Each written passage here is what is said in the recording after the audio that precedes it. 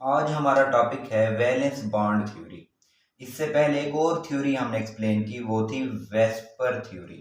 तो VSEPR theory क्या कहती है? इलेक्ट्रॉन पेयर्स की रिपल्शन को एक्सप्लेन करती है और उस रिपल्शन की वजह से शेप्स ऑफ मॉलिक्यूल को एक्सप्लेन करती है।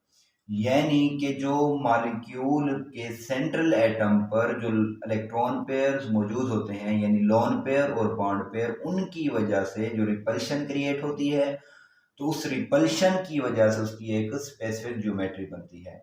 मिसाल के तौर पर अगर यहाँ देखें तो BeCl2 में दो बॉन्ड पेयर मौजूद हैं, जिसकी वजह से क्या होगी, ये आपस में रिपेल करेंगे और रिपल्शन की वजह से क्या होगी, इसकी एक मखसूस ज्योमेट्री बनेगी जो क्या है, लीनियर ज्योमेट्री है।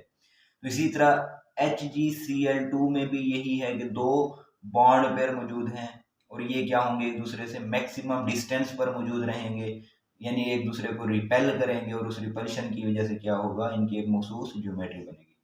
इसी तरह क्या है, देखें अगर हमारे पास एक लोन पेयर आ जाए तो फिर क्या होगा, थोड़ी सी स्ट्रक्चर क्या हो जाएगी, बेंड हो जाएगी, क्योंकि ये जो लोन पेयर है ये क्या करेगा, रिपेल करेगा दोनों साइड। ठीक है, तो इससे क्या होगी, बेंड स्ट्रक्चर बनेगी। यहाँ SnCl2 में भी वही होगा, ये क्या करेगा, रिपेल करेगा, रिपल्शन की वजह से क्या होगी, इसकी बेंड स्ट्रक्चर बनेगी। इसी तरह यहाँ देखें तो दो लोन पेयर आ गए, ये उससे भी ज्यादा आप रिपेल करेंगे। ठीक है, तो उससे क्या होगा, ये आपस में भी रिपेल करेंगे, तो इस क्या होगा, एक मजीद एंगल क्या हो जाएगा, कम हो जाएगा। ठीक है, यहाँ भी वही है कि दो लोन पेयर मौजूद हैं। ठीक है, इसी तरह हम अगर देखें BF3 में, तो यहाँ लोन पेयर तो कोई नहीं है, लेकिन क्या है, तीन बॉन्ड पेयर मौजूद है।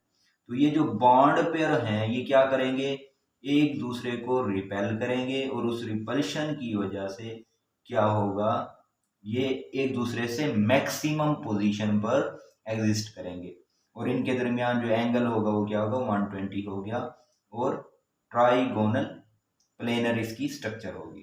ठीक है, इसी तरह अगर क्या आ जाए, एक लोन पेयर आ जाए, तो ये क्या करेगा, ये जो लोन पेयर है ये रिपल्शन क्रिएट करेगा, जिससे इसकी स्ट्रक्चर क्या होगी, थोड़ी बेंट बनेगी, और अगर शेप की बात करेंगे तो क्या होगी, टेट्राहेड्रल बनेगी।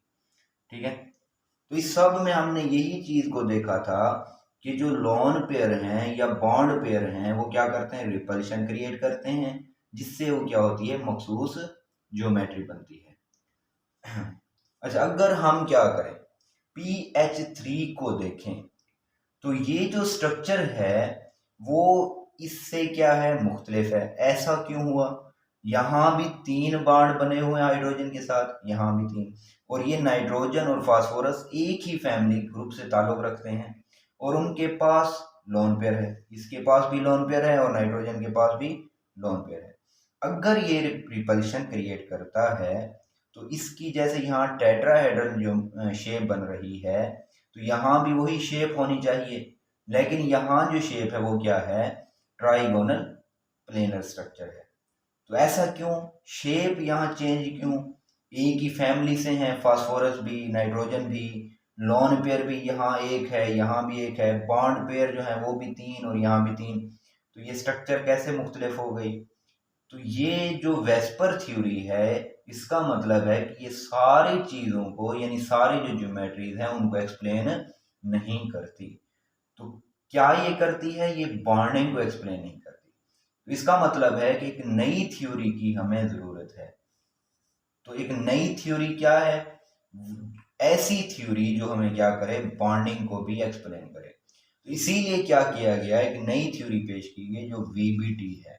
ठीक है, ये क्या करती है, फॉर्मेशन ऑफ मॉलिक्यूल, यानी मॉलिक्यूल किस तरह बनता है उसकी बॉन्डिंग को भी एक्सप्लेन करती है और शेप्स ऑफ मॉलिक्यूल को भी एक्सप्लेन करती है, यानी उन जो मॉलिक्यूल की शेप क्या होगी और वो जो मॉलिक्यूल बनेगा उसमें बॉन्डिंग किस तरह होगी वो भी एक्सप्लेन करती है। अगर हम VBT को देखें तो ये नाम से जाहिर है, V से वैलेंस, B से बॉन्ड और T से थ्योरी, यानी ये बॉन्ड को एक्सप्लेन करती है। ये बॉन्ड को किस तरह एक्सप्लेन करती है, ओवरलैपिंग के थ्रू। ठीक है, ये कहती है कि जो ऑर्बिटल्स होते हैं वो क्या करते हैं, ओवरलैप करते हैं, जिससे क्या बनता है, एक कोवलेंट बॉन्ड बनता है।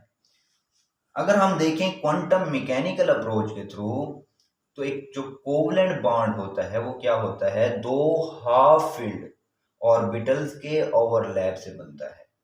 यानी हम कह सकते हैं कि दो हाफ फील्ड और ऑर्बिटल जब क्या करते हैं, ओवरलैप करते हैं, तो उसके नतीजे में क्या बनता है, एक बॉन्ड बनता है, और वो क्या होगा, कोवलेंट बॉन्ड होगा। ठीक है, इससे होगा क्या कि जो दो इलेक्ट्रॉन्स होंगे वो क्या होंगे, अपोजिट स्पिन में होंगे, और अपोजिट स्पिन जब आएगी तो वह पेड़ की सूरत में स्टेबलाइज हो जाएंगे। क्यों स्टेबलाइज होंगे, क्योंकि उनकी स्पिन अपोजिट होगी, जिससे क्या होगा, वो एक जो अगर एक स्पिन क्या है, अपवर्ड है, और दूसरे की डाउनवर्ड स्पिन है, तो इससे क्या होगा, ये भी मैग्नेट होगा और ये भी मैग्नेट। तो एक ये क्या है इधर साउथ पोल और इसका क्या है नॉर्थ पोल, तो दूसरे का नॉर्थ पोल यहाँ और साउथ पोल यहाँ, क्योंकि मैग्नेटिक फील्ड जनरेट हो जाएंगी उस स्पिन की वजह से। तो ये क्या करेंगे, एक दूसरे को अट्रैक्ट करेंगे, और ये जो पेयर होगा इलेक्ट्रॉन का ये क्या हो जाएगा, स्टेबल बन जाएगा। ठीक है, अच्छा, जितनी अगर ओवरलैपिंग क्या होगी, ज्यादा होगी, उतना क्या बनेगा, जो बॉन्ड बनेगा वो स्ट्रॉन्गर बनेगा।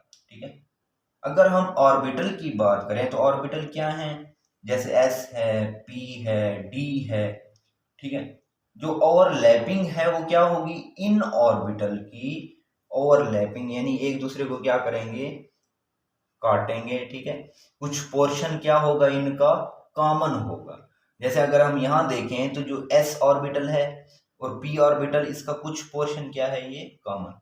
तो ये क्या कर रहे हैं, यहाँ ओवरलैप कर रहे हैं। ठीक है, यहाँ जो है दो एस क्या कर रहे हैं, ऑर्बिटल ओवरलैप, यहाँ क्या करें, दो पी ऑर्बिटल ओवरलैप करें, और यहाँ भी दो पी ऑर्बिटल ओवरलैप करें। ठीक है, अच्छा, ये जो ओवरलैपिंग है ये दो तरह की होती है, एक होती है हेड टू हेड ओवरलैपिंग और दूसरी होती है साइडवेज ओवरलैपिंग। अगर हम हेड टू हेड ओवरलैपिंग की बात करें तो जैसे मिसाल के तौर पर यहाँ दो एस ऑर्बिटल ओवरलैप किए और दो पी ऑर्बिटल ओवरलैप किए, तो इसकी सूरत में जो बॉन्ड बनेगा वो क्या बनेगा, सिग्मा बॉन्ड बनेगा। ठीक है, इसी तरह अगर साइडवेज ओवरलैप की बात करें तो जैसे ये पी ऑर्बिटल साइडवेज ओवरलैप कर रहे हैं, तो इस सूरत में जो बॉन्ड बनेगा वो क्या होगा, पाई बॉन्ड होगा। ठीक है, यानी हेड टू हेड ओवरलैपिंग से क्या बनेगा, सिग्मा बॉन्ड, और साइडवेज ओवरलैपिंग से क्या बनेगा, पाई बॉन्ड बनेगा।